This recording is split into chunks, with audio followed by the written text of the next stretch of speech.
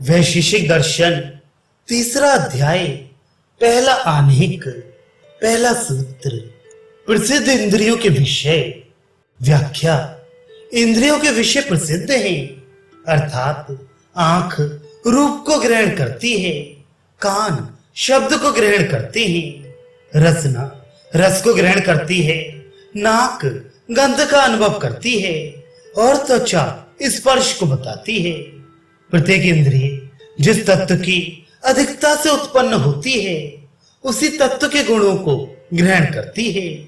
इसीलिए इंद्रियों के विषय प्रसिद्ध हैं और नियत हैं। कोई मनुष्य रूप को बिना आंख के नहीं देख सकता, कोई मनुष्य रस को बिना जिह्वा के नहीं चख सकता। ऐसे ही त्वचा के बिना मनुष्य उष्ण, शीत, कठोर और कोमल को नहीं पहचान सकता, गंध को बिना नाक के नहीं जान सकता और कान के बिना शब्द का ज्ञान नहीं हो सकता। जो इंद्रिय बिगड़ जाती है उसके विषय का ज्ञान जीवात्मा को नहीं हो सकता। जैसे अंधे को रूप का ज्ञान, बहरे को शब्द का ज्ञान नहीं होता, इसी प्रकार सारी इंद्रियां और उनके विषयों की अवस्था प्रसिद्ध है। इसके विषय में अधिक लिखने की आवश्यकता नहीं है। दूसरा सूत्र। इंद्रियों के विषयों की प्रसिद्धि इंद्रियों और विषयों से भिन्न अर्थ का हेतु है। व्याख्या। इंद्रिय और उसके अर्थों का नियमित होना और प्रसिद्ध होना इंद्रियों के स्वामी को सिद्ध करता है, अर्थात इंद्रियों से पृथक है जो उनके विषयों से परिमाण निकलता है। जैसे आंख एक पदार्थ को देखती है तो उसी वस्तु को हाथ उठाता है। यदि आंख से पृथक कोई शक्ति ना होती तो आंख की देखी हुई वस्तु को, हाथ को कैसे ज्ञान हो जिससे वह उठाए। जिस स्थान को हम कान से सुनते हैं, पांवों से उसी ओर चल देते हैं। यदि कान से पृथक कोई शक्ति ना हो तो कानों से सुने हुए मार्ग का पांवों को ज्ञान कैसे हो। इसीलिए संपूर्ण ज्ञानी इंद्रियों के विषयों को जानने वाले एक आत्मा की सिद्धि होती है। जो ज्ञान इंद्रियों से ज्ञान प्राप्त करके उसके अनुकूल कर्म इंद्रियों से काम लेता है। इंद्रिय जिस जानने वाले या कर्म करने वाले के कारण साधन है, वह उनके विषयों के नियत होने से उनसे पृथक सिद्ध होता है जो इन साधनों से काम लेता है। ऋषि इस नियम और प्रसिद्धि का कारण शरीर है जिसकी इंद्रियां अवयव हो सकती हैं। इनसे पृथक कोई आत्मा नहीं है, क्योंकि इंद्रिय व शरीर से ज्ञान होना देखते हैं। बिना शरीर के ज्ञान व कर्म दोनों नहीं होते। इसलिए शरीर से पृथक किसी आत्मा के मानने की आवश्यकता नहीं। तीसरा सूत्र। वह हेत्वाभास है। व्याख्या। इन नियमित विषयों के प्रसिद्ध होने का आश्रय शरीर नहीं, अर्थात ये शरीर के सहारे नहीं रहते। जो दोनों प्रकार अर्थात अनुकूल और प्रतिकूल युक्तियों से प्रमाणित नहीं हो सकते। क्या ज्ञान शरीर का गुण है? उसका कार्य होने से उसके रूप आदि के समान इंद्रियों का गुण हो सकता है। इस संदेह को दूर करते हैं कि शरीर का कार्य ज्ञान नहीं, इसलिए ये युक्ति नहीं किंतु प्रमाणाभास है। जो अज्ञानियों को भूल से प्रमाण विदित होता है। प्रश्न नहीं, ज्ञान शरीर का ही कार्य है, क्योंकि शरीर के बिना कभी ज्ञान नहीं होता। चौथा सूत्र। कारण में ज्ञान का अभाव होने से। व्याख्या। शरीर का कारण जो पृथ्वी, अप, तेज और वायु आदि हैं, अथवा जो शरीर के अवयव जो हस्तपाद आदि हैं, उनमें ज्ञान की प्रतीति नहीं होती। जो गुण उपादान कारण में होते हैं वही कार्य में होते हैं। शरीर के कारण में ज्ञान न होने से शरीर के गुण का ज्ञान होना सिद्ध नहीं होता। प्रश्न। शरीर के कारण पृथ्वी और जल आदि में ज्ञान विद्यमान है? उत्तर, शरीर के अनेक कारण हैं और उन सब में चेतन होने वाला ज्ञान विद्यमान है। तो बहुत सी चेतन वस्तुओं का एक ही मत असंभव है। और अवयवों को जो चेतन मान लिया जाए तो हाथ कट जाने पर हाथ से जितने कर्म हुए थे वे याद ना आने चाहिए, क्योंकि दूसरे के ज्ञान को दूसरा नहीं याद कर सकता। और शरीर के नाश होने के उपरांत शरीर के किए हुए कर्मों का शुभ अशुभ फल नहीं होना चाहिए, जो योनि आदि के भेदों से प्रतीत होता है।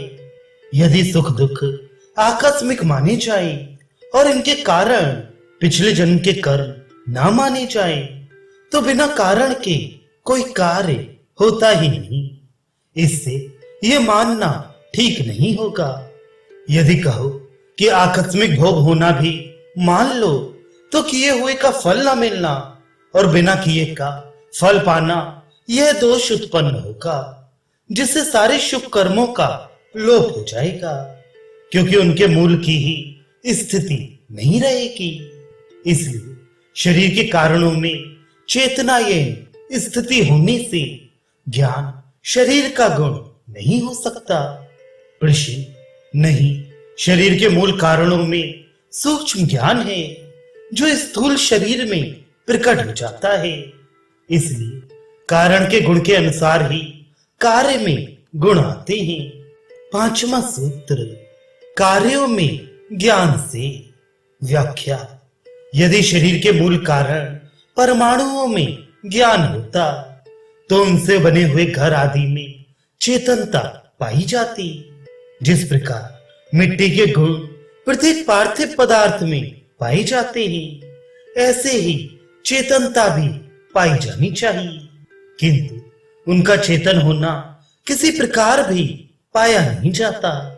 इसलिए शरीर के कारण परमाणुओं में चेतनता नहीं, परंतु शरीर में चेतनता पाई जाती है, जिससे पता लगता है कि शरीर से पृथक कोई चेतन शक्ति है। जिस प्रकार उष्ण जल में जल का गुण उष्णता ना होने से यह अनुमान होता है कि गर्मी का गुण नैमित्तिक है, जो अग्नि के संयोग से प्रतीत होता है। इसी प्रकार शरीर में चेतनता आत्मा के संयोग से पाई जाती है। जिसमें आत्मा नहीं उसमें चेतनता भी नहीं। ऋषि, आत्मा सर्वव्यापक है, इसलिए उसके गुण चेतनता आदि भी प्रत्येक वस्तु में होनी चाहिए। उत्तर, आत्मा दो हैं, एक शरीर में व्यापक होने से जीवात्मा, दूसरा जगत में व्यापक होने से परमात्मा। परमात्मा के संपूर्ण ज्ञान आदि स्वाभाविक होने, कोई नैमित्तिक ना होने से सर्वत्र एक समान कार्य हो रहा है, जिससे उसकी चेतनता का ज्ञान सर्वत्र नहीं हो सकता। परंतु जीवात्मा के एक शरीर में व्यापक और परिच्छिन्न होने से उसमें नैमित्तिक गुण ज्ञान आदि का दूसरे कारणों से होना संभव है। इसलिए विशेष चेतन के ज्ञान आदि चेष्टा की यही परीक्षा है। ऋषि, घड़े आदि में भी सूक्ष्म ज्ञान विद्यमान है, परंतु प्रतीत नहीं होता, क्योंकि स्थूल वस्तु ही दिखा करती है। छठा सूत्र, अनुपलब्धि से। व्याख्या, घड़े आदि में ज्ञान नहीं, क्योंकि न प्रत्यक्ष प्रमाण से घड़े में ज्ञान पाया जाता है, न ही अनुमान से उसका ज्ञान होता है। उपमान प्रमाण से कुछ पता ही नहीं लगता। कोई शब्द प्रमाण भी ऐसा नहीं जो घड़े आदि जड़ वस्तुओं को चेतन बताए। ऋषि, क्या प्रमाणों से न सिद्ध होने पर किसी वस्तु की सत्ता का इनकार हो सकता है?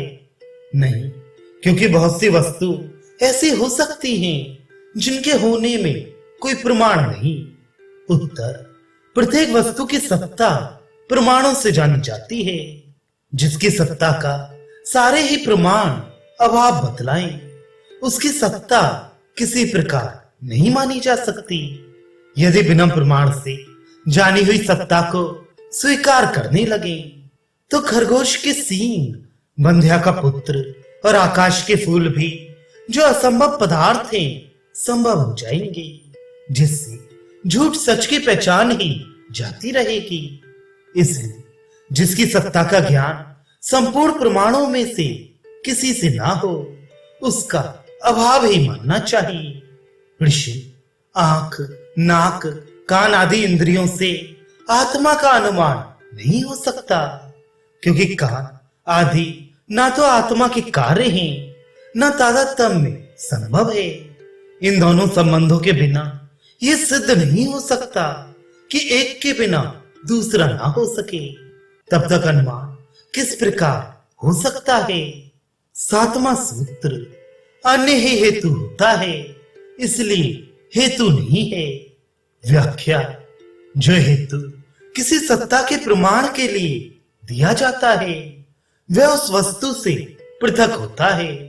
यदि आत्मा का तादात्म्य संबंध पाया जाता तो वह हेतु नहीं हो सकता, क्योंकि वह अभी स्वयं ही सिद्ध नहीं, वह दूसरे को क्या सिद्ध करेगा? ऋषि, जिस प्रकार अग्नि जिसका धूम के साथ संबंध होने से अनुमान होता है, ऐसे ही कान आदि इंद्रियों का ना तो तादात्म्य संबंध हो सकता है और ना इंद्रिय आत्मा का कार्य है। फिर उनसे अनुमान किस प्रकार हो सकता है? क्योंकि अनुमान दो अवस्थाओं के बिना नहीं हो सकता। आठवां सूत्र, ना ही अन्य वस्तु हर एक अन्य वस्तु का हेतु होती है। व्याख्या, जैसे धूम घोड़े आदि वस्तुओं से पृथक है, ऐसे ही अपने कारण अग्नि से भी पृथक है। तो भी दूसरी वस्तु होने पर भी धूम घोड़े की सत्ता को प्रकट नहीं करता, किंतु अग्नि की सत्ता को ही प्रकट करता है। इसमें विशेष गुण होना ही कारण है और वह स्वभाव के अतिरिक्त और नहीं हो सकता। इसलिए जिन वस्तुओं में संबंध हो उन्हीं को हेतु मानकर अनुमान हो सकता है। यदि कार्य से पृथक दूसरी वस्तु के साथ भी स्वाभाविक संबंध स्थिर हो जाए तो वह उसके अनुमान का हेतु हो सकता है। जहां संबंध ना हो वहां संबंध ठहराना युक्ति के विरुद्ध है। आशय यह है कि जिस प्रकार असंबंध वस्तुओं को हेतु मानकर उनसे अनुमान करना अयुक्त होता है, वैसे हमारा पक्ष अयुक्त नहीं, किंतु आत्मा और इंद्रियों में संबंध है, क्योंकि वे कारण हैं और आत्मा करता है। जबकि कारण हो और कर्ता ना हो तो कारण कार्य नहीं कर सकते। यदि कर्ता ही हो तो वह बिना कारण के कुछ नहीं कर सकता। वह कारणों से कार्य होता हुआ देखकर कर्ता के होने का अनुमान होता है। जैसे घड़ी को चलता हुआ देखकर चलाने वाले को न देखने पर भी अनुमान से चाबी देने वाले का ज्ञान हो सकता है। इसी प्रकार इंद्रियों के विषयों के नियत होने से आत्मा के होने का पता लगता है। नौवां सूत्र, संयोग, समवाय, एकार्थ समवाय और विरोधी। व्याख्या, प्रतिपक्षी ने ये जो कहा था कि कार्य कारण या तादात्म्य संबंध के बिना संबंध सिद्ध नहीं होता, उसका खंडन करते हैं। ये कहना ठीक नहीं कि जहां ये दो बातें हो वही संबंध होता है, किंतु और प्रकार से भी संबंध होता है, क्योंकि संयोग, समवाय, एकार्थ समवाय और विरोधी ये चार प्रकार के लिंग होते हैं। जैसे गाड़ियों को नियम पूर्वक चलता देखकर ये अनुमान करना कि इनके सारथी दक्ष हैं। शरीर खाल के बराबर है, शरीर होने से ये सहयोगी का दृष्टांत है। जितना शरीर बढ़ता है वैसे ही त्वचा भी बढ़ती है, जितना शरीर घटता है उतनी ही त्वचा घटती है। अब त्वचा न शरीर का कारण है न कार्य है, केवल एक साथ उत्पन्न होने से नियत संबंध है। समवाय का दृष्टांत ये है, जैसे दूर से गाय के सींगों को देखकर या पुष्पों की सुगंध के आने से उनकी सत्ता का ज्ञान होता है। एकार समवाय का दृष्टांत सूत्र का स्वयं देते हैं। 10वां सूत्र, कार्य दूसरे कार्य का व्याख्या। जैसे रूप कार्य दूसरे कार्य स्पर्श का लिंग है, अर्थात जो वस्तु रूपवत है उसका ज्ञान स्पर्श से करते हैं। ये केवल उदाहरण कहा गया है, नहीं तो जो अकार्य है वे उसके नित्य होने का लिंग है, अर्थात जो उत्पन्न होने वाला नहीं वे निरवयव है, सावयव नहीं। प्रत्येक सावयव अनित्य है, अर्थात उत्पत्ति धर्मा है। अब विरोधी लिंग का लक्षण भी सूत्रकार ही करते हैं। 11वां सूत्र, विरोधी लिंग है ना हुआ हुए का व्याख्या। जो पदार्थ से उत्पन्न हुए हैं, यदि उनका उत्पन्न होने वाले पदार्थ से पता लगे तो विरोधी लिंग है, अर्थात जहां कार्य से कारण का अनुमान किया जाए वहां विरोधी लिंग होगा। जैसे वर्षा इस बात को बतलाती है कि बादल और वायु के बिना मिले वर्षा का होना संभव नहीं। इस देश में हिंसक नहीं है, अतः सारे जीव निर्भय फिरते हैं। जीवों के निर्भय होने का पता हिंसक मनुष्यों के ना होने से लग जाता है। ऐसे ही और भी विचार लेना चाहिए। 12वां सूत्र, हुआ ना हुए का व्याख्या। शत्रु के उपस्थित होने से जब शत्रु के क्रोध आदि को देखकर शत्रु के होने का अनुमान होता है, यह तीसरे प्रकार का विरोधी लिंग है।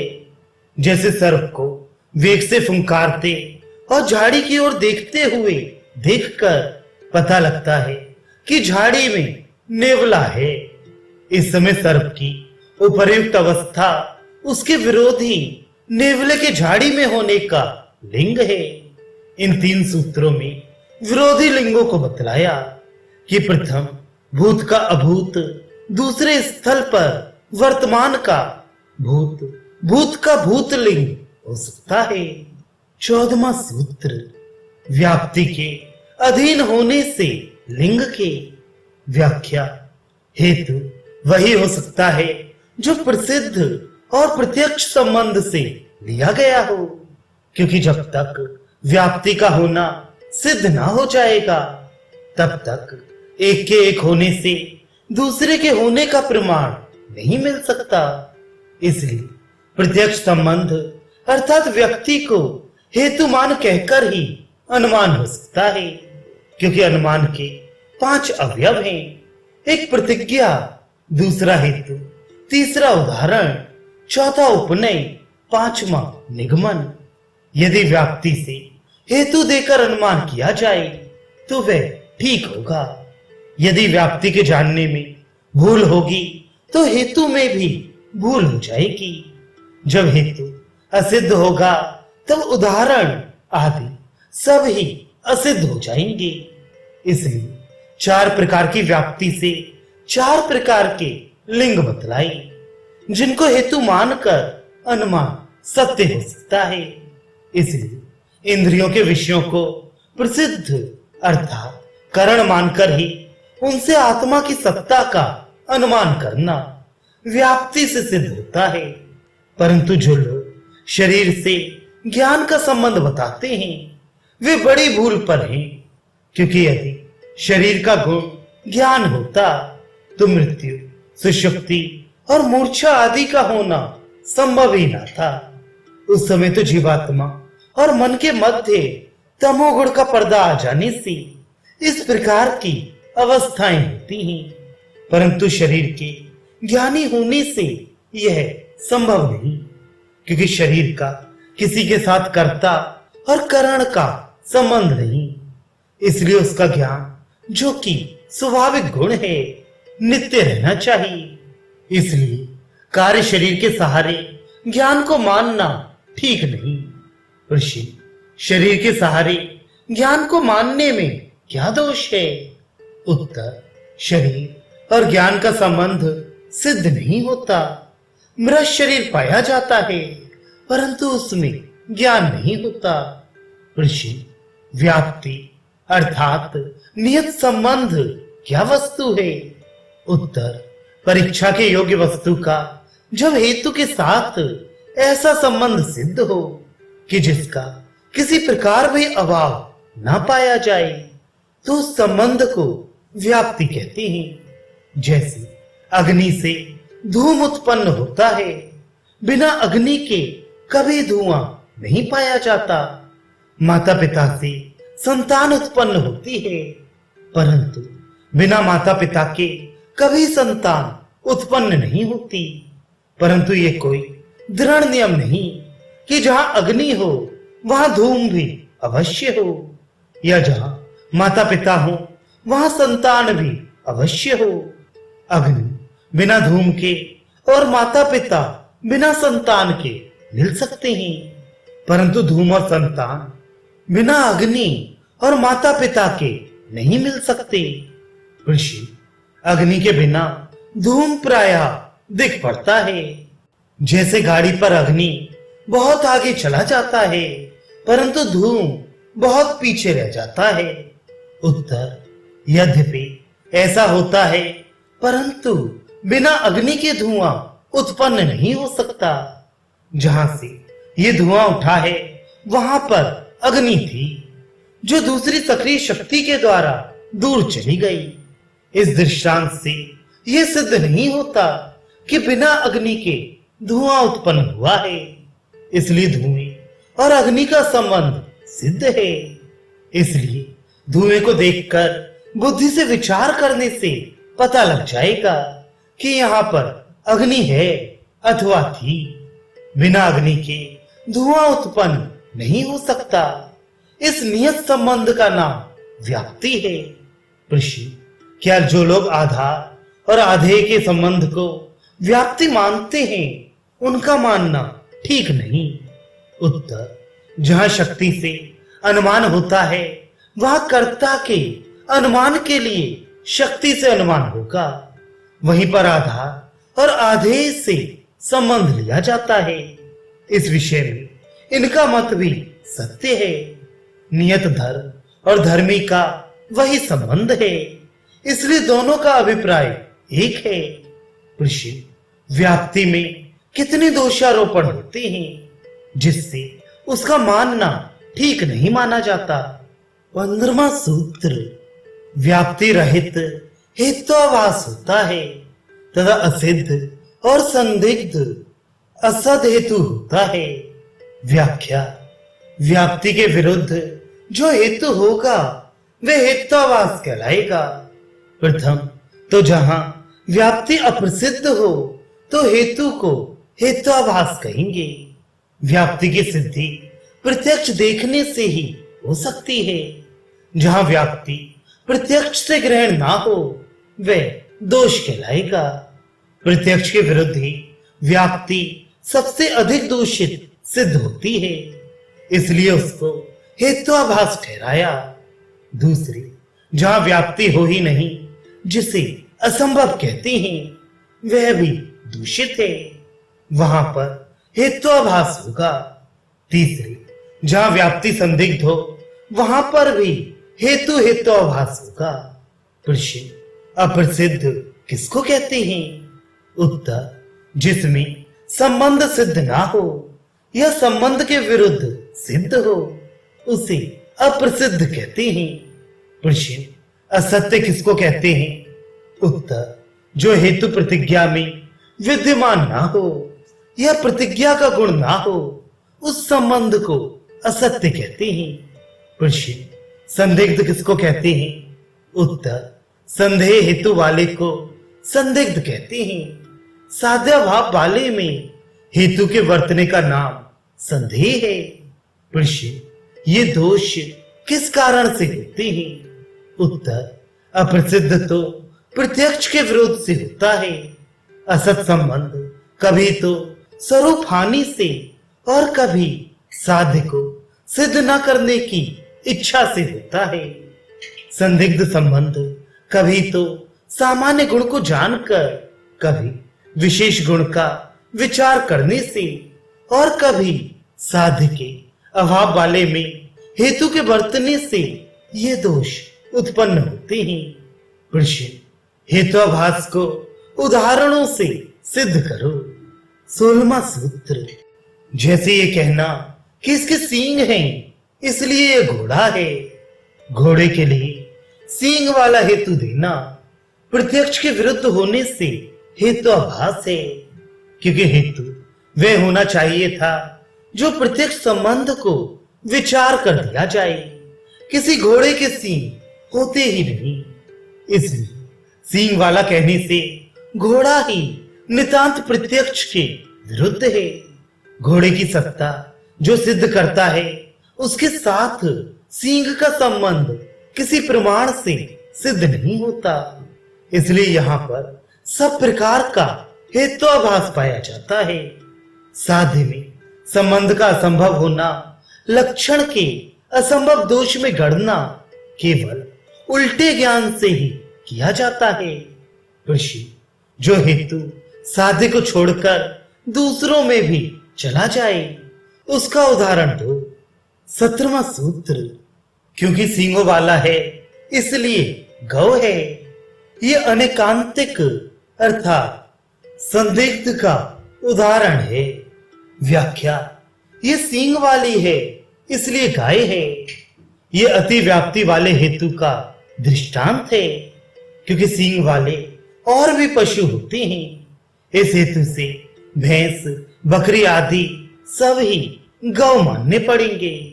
जो हेतु या धर्म साध्य को छोड़कर औरों में भी चला जाए वह अनेकांतिक हेतुभास कहलाता है।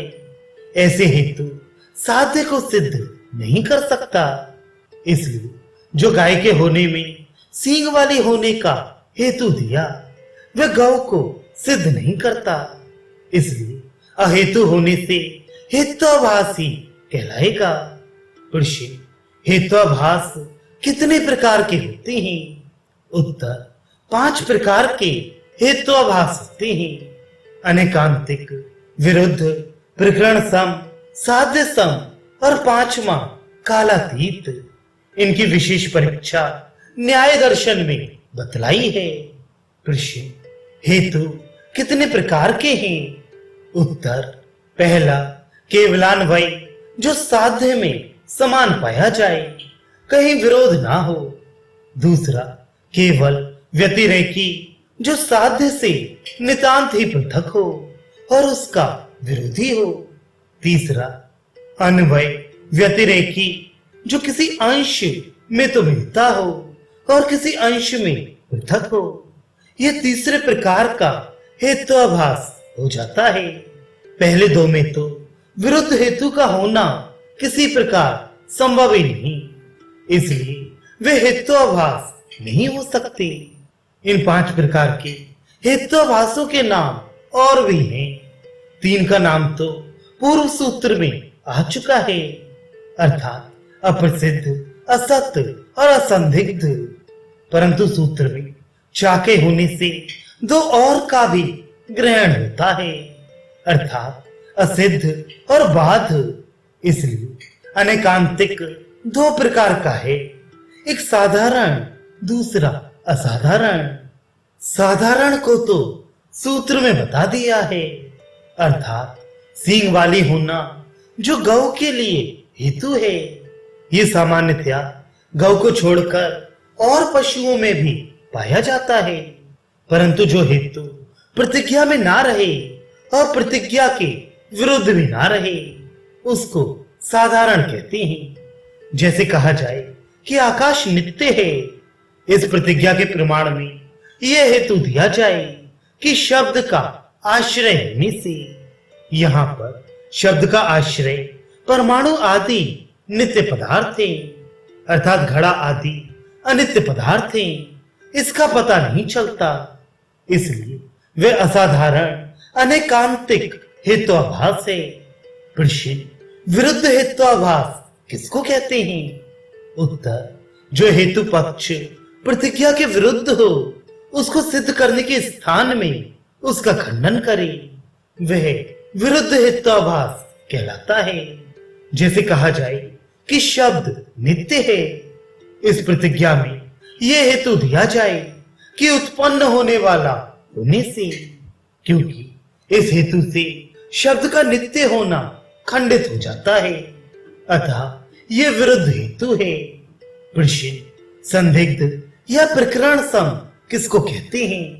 उत्तर, जो हेतु पक्ष की सिद्धि में दिया जाए परंतु उससे पक्ष की सिद्धि या असिद्धि दोनों निश्चित नहीं, वह प्रकरण सम हेत्वाभास होगा।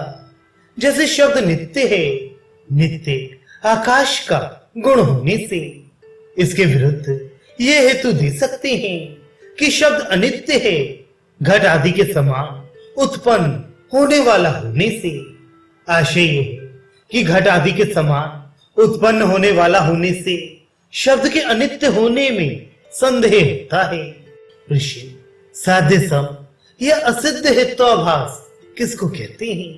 उत्तर, जो हेतु पक्ष के समान स्वयं साध्य हो वह साध्य सम या असिद्ध हेत्वाभास कहलाता है, क्योंकि पक्ष के समान स्वयं साध्य है।